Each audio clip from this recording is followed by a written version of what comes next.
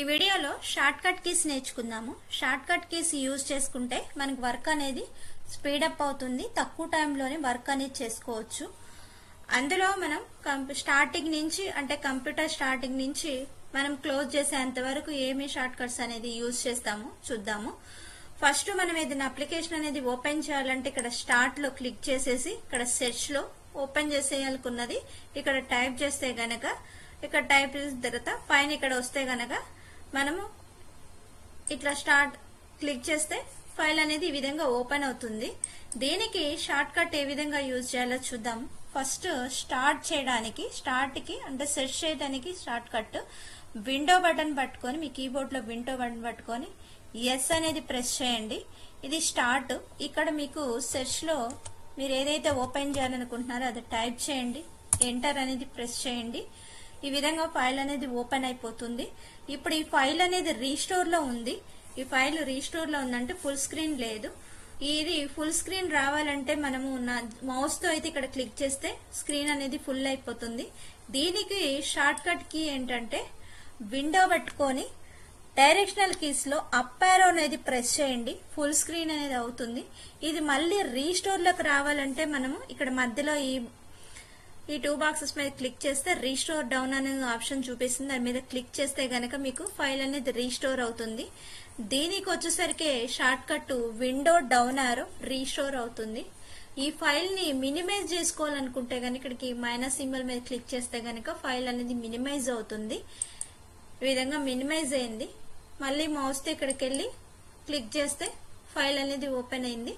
దీనికి short cut వచ్చేసరికి window down ఆరో క్లిక్ చేయండి, ఫైల్ మినిమైజ్ అయింది.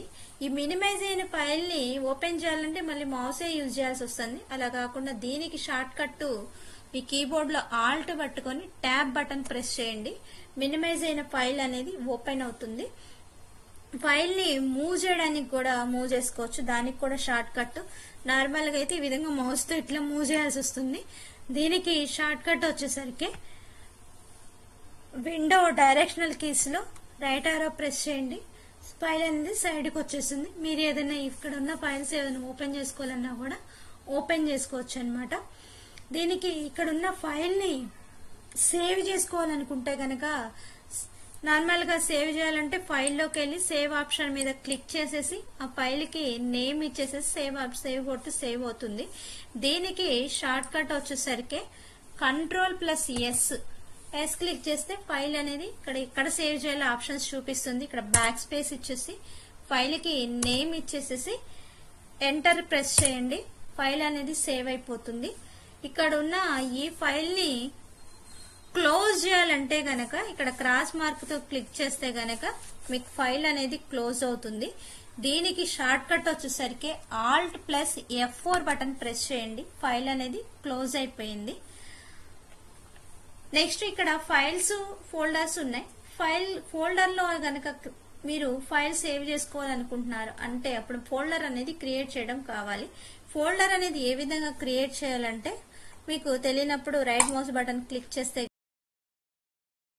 న్యూలోకి వెళ్ళి ఫోల్డర్ అనేది క్రియేట్ చేసుకుంటాము.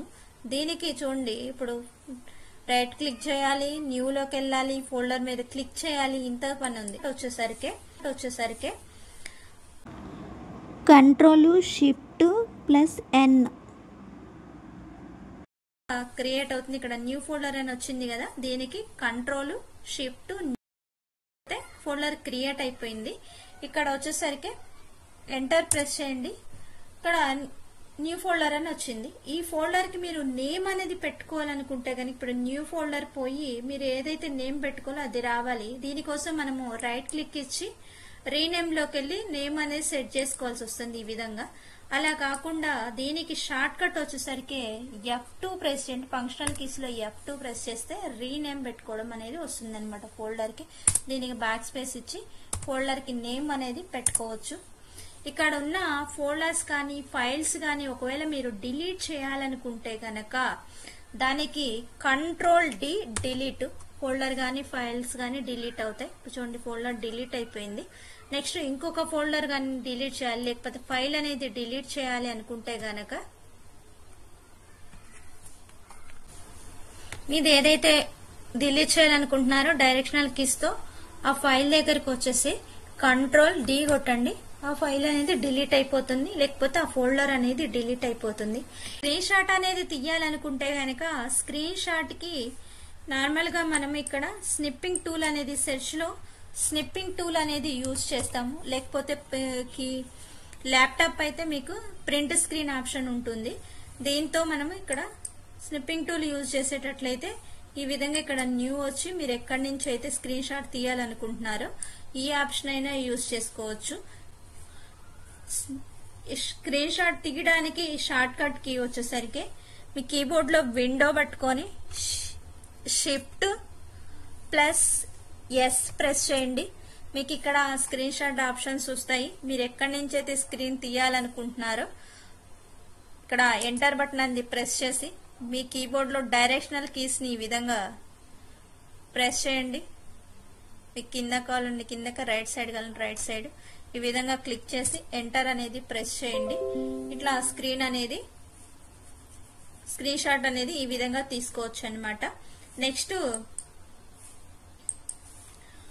మీరు ఇప్పుడు సిస్టమ్ ని షట్ డౌన్ చేయాలనుకుంటున్నారు. షట్ డౌన్ చేయడానికి మళ్ళీ ఇక్కడ మీరు షార్ట్ లోకి వచ్చి దీని మీద ఇక్కడ పవర్ బటన్ మీద క్లిక్ చేసేసి షట్ డౌన్ అనేది కొట్టాలి.